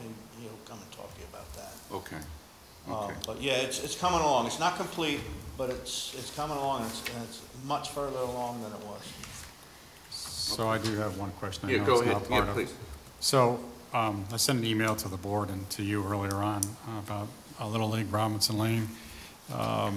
They're looking to, the district administrator is looking to do the tournaments to be held, New York State Little League Championships to be held at Robinson Lane next year. It's got a 3-year commitment, and one of the things they need out there to be able to sign up for it is Wi-Fi. I know that you found the conduit. We've been trying to get Altice, Optimum, Verizon to go out there to run the cable. I haven't been able to do that, so need some help. If we have to go out for a bid or whatever to get that done, I think that would be a tremendous boost to the economy if we're able to do that. You're talking probably 30, 40 teams out there that are going to come to that facilities, during those games, so it's going to be pretty significant. And we like to be able to make sure that they're going to be able to have that tournament at Robinson Lane. Again, it would be a pretty good boom to the economy, from restaurants to a number of different things there in the area. So how do we go about and get a line, through the conduit you found? I've been working on this for several years. I've made phone calls to every internet provider that I'm aware of. Okay. There is only one source for that location, and that is Optimum or Cablevision or Ultima or whatever they want to call themselves, and they don't return phone calls. Okay, so I will then call the Altice Government Relations Manager, and who I have a relationship with, and actually who we've negotiated the Altice agreement, with. So I will then call him this week. But if you could just give me a written summary of like the length of cable or whatever, we estimate, and not the origin, because that will be at their line, but where it needs to go, right? If you would just give, maybe, I think we have a meeting tomorrow, if you could we could talk about that, and then I'll get on the phone. That would be great, because we really need that out there at the field. I mean, you have the Challenger field out there, and cell service, as you know, is terrible out there. Terrible. So it's a safety issue, so we want to make sure we get this taken care of. Again, if we can bring. We're going to need to coordinate with our IT personnel Okay. too. They'll provide the cable and signal to our building, but then our IT guy has to take it from there and transmit. Okay, well, that will be no problem It's if we easy. can get it. Yeah, Yeah, I that- mean, it's that- easy that if would- we can get it from Thank the. God. Because the second part of this is Challenger's looking to do a Jubilee. They weren't able to do it this year, but potentially next year. So if we can get this Wi-Fi out there, again, it benefits not only Little League, but also the Challenger League as well, so they can have their own tournaments out there too. So again, it benefits that whole program, but also, again, the community, because you're starting to bring people out there to buy from local businesses, et cetera. And so if we can help local businesses, especially in, you never know what's going to happen next year, this would certainly help. Look at this from another angle too, okay? We could contact our government cellular contractor, which is Verizon Wireless, I believe. Unless we're on FirstNet, I don't know what we're on here. Are we on Verizon Wireless? Here, I think. Our cell phones, our town? Yeah, our cell phones are what? All right, so- But Altice is also the cable guys. Right, Yeah, I'm not talking about the Yeah. landline, I'm talking about the cell side of it, Right. okay? We could speak to them about creating a wireless area network out there using Wi-Fi, or using jetpacks that run on the Verizon government unlimited plan for special Okay. events. The So only question on that. how good is do the cell they- service? Well, no, do they need a The cell Verizon service backbone? is bad out there. A Verizon what? Backbone, my understanding is that based on what Steve was saying, and I don't think it's untrue, with respect to cable, Cablevision is the only provider, meaning they're the only person with cable wiring out there. Right, I'm talking about from a wireless side, though. I'm talking about, like, when I come into a disaster site, right, I'm bringing in a field communications vehicle that within it has multiple SIM cards that can create wireless area networks, okay? So for a large-scale event that we can't get a wire out to use Optimum's, Optimum's internet service, there is the ability to utilize the existing cell service plan to create a wireless area network for a specific event. Now, it's all. Will that system work where there is minimal cell service? You're gonna have to talk to them about that and see if it's gonna have the ability to sustain X number of users if the cell service isn't strong enough. I'm just saying that we should look at this from both sides. Look at it from the Optimum side, which I have minimal confidence. I've heard this conversation probably 10 times here, because they do have a hotspot out there on the telephone pole. Correct. Okay, that's it. So if you're an Optimum customer, you can connect to that about 500 feet, and then you lose it. And most of the activity takes place well beyond 500 feet, right? So they, in my opinion, should have the ability to run a router onto the center of that site, and we can set up Wi-Fi. Question is that going to be possible in time for these events that could be occurring, this year, right? Well, not this year, it'll be next year. Right, but the Challenger event? would That's that- not till next year as Okay, well. so- Potentially, both events would be next year. Okay, so if we have no success, I think the other option would be the wireless Okay. option.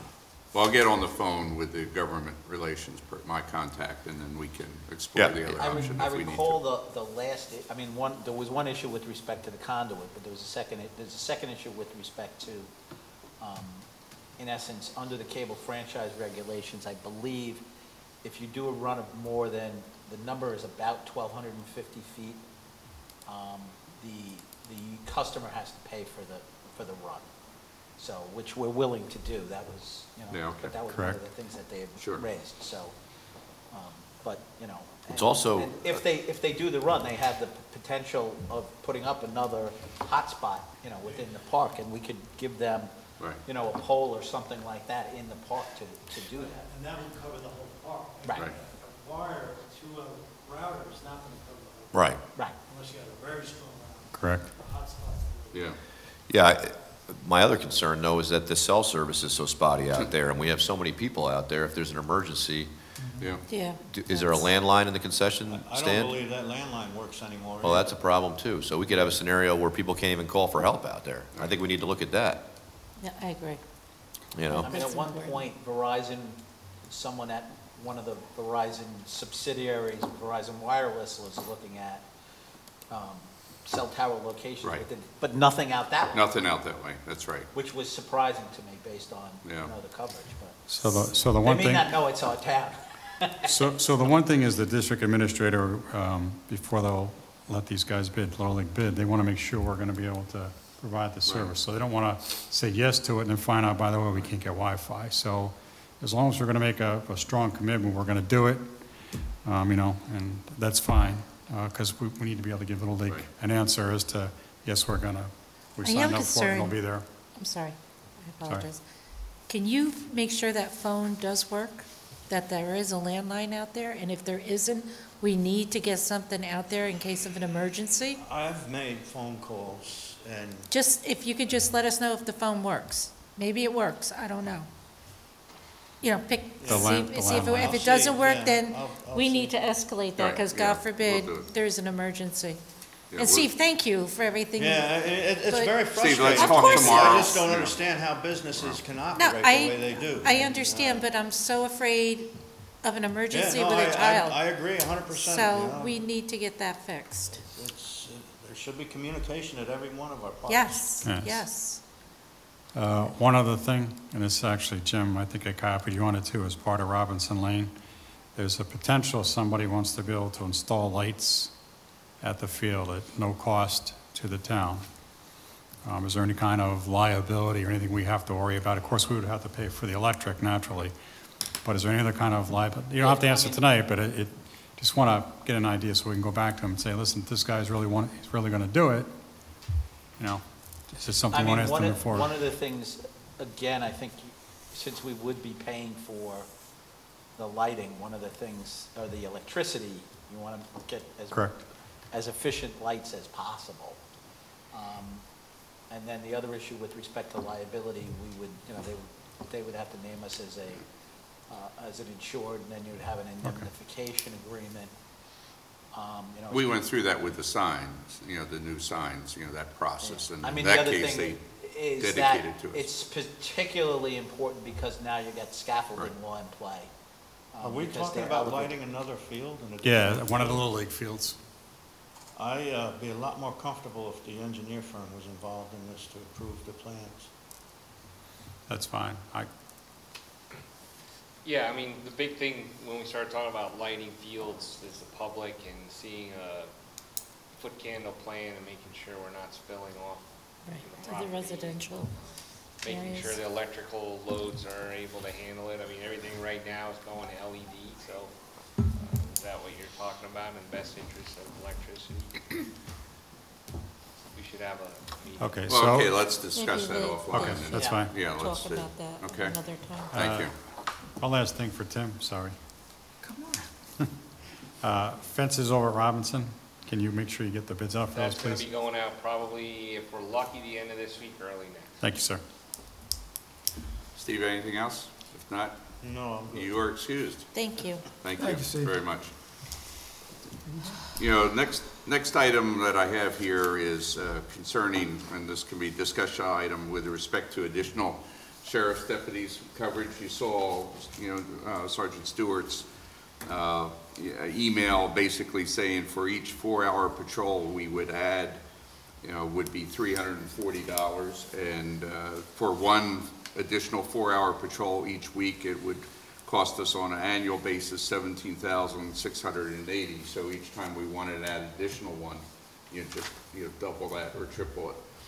He said they're willing and able think it's a immediately deal. to start adding another patrol each week or two. But I think at least with what the activity we're seeing, at least adding another one, that Definitely. would be right now $17,680 Definitely. for the year. And he's ready, willing, and able Yes. to I agree. support that. So if we want to add, consider adding one 4-hour patrol. That's just one 4-hour patrol during each week, right? That's 4 more hours, but and he would talk with us about scheduling. I don't know if I received that analysis. Here, give it to Bill.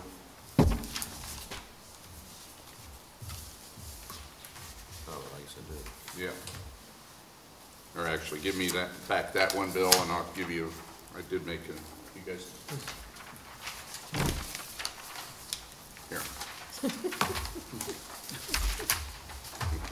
So you can read, that he had other things discussed, but the first paragraph, was with respect to that one additional 4-hour patrol, then we multiply. He did suggest that there could be add a full-time deputy, but he thinks, and I talked with him today, that adding, other 4-hour shifts would be more worthwhile. So the full year cost would be $140,000? Well, if you added a full-time deputy, or he said for equivalent money, you could add 8 4-hour shifts to our existing 60 hours that we have each week. Yeah, I mean, I think we need to take a look at this because we did not spend anywhere near all the money that was budgeted last year. I agree, yeah.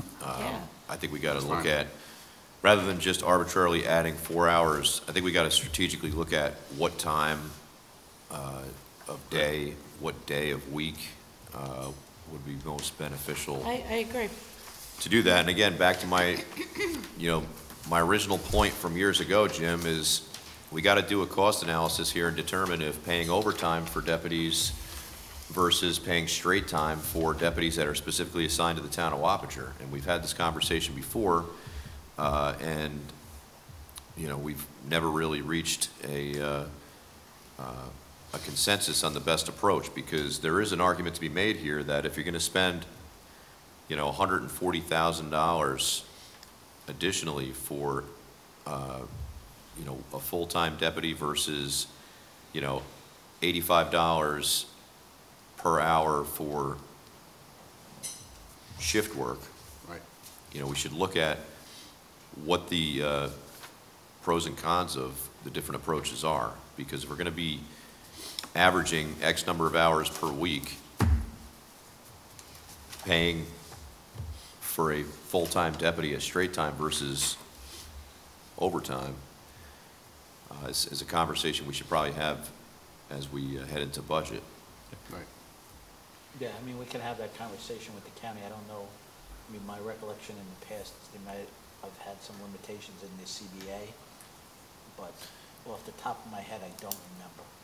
Right, it's not a simple answer, because essentially what would have to happen is 2 deputies would have to be hired specifically to be assigned to the town of Wappinger. Then the CBA may give priority to senior deputies. So you'd have to analyze, would it be more expensive because under their contract you'd have to give senior deputies priority on taking that detail versus, I believe their contract's, available online, so. Yeah, look at it. I've seen it. I've looked at it, but it's Yep. not, I don't think it's as simple as that, because Right. then you have to insert the civil service aspect of it. So anyway, that said, I do support additional police coverage. I